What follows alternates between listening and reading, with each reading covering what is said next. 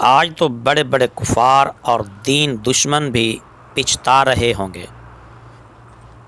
کہ جتنا آج مسلمان خود اپنے دین سے مذاق کر رہا ہے اور استہزاء کر رہا ہے، تمسخر کر رہا ہے،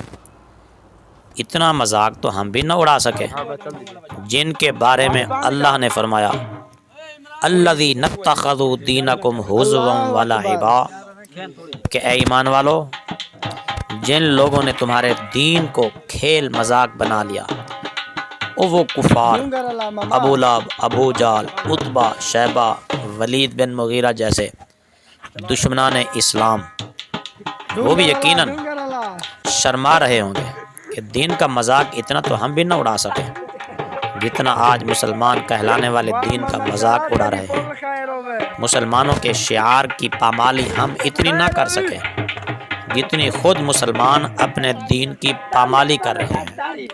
مسلمانوں کی عبادت کے ساتھ ہم بھی اتنا مذاق نہ کر سکیں جتنا خود مسلمان اپنی عبادت کے ساتھ مذاق کر رہے ہیں۔ اور آج ہندو بھی یقیناً پچھتا رہے ہوں گے کہ ہم سے بھی مسلمان آگے نکل گئے۔ شیطان بھی یقیناً اپنی کمزوری پر آج رو رہا ہوگا اور پچھتا رہا ہوگا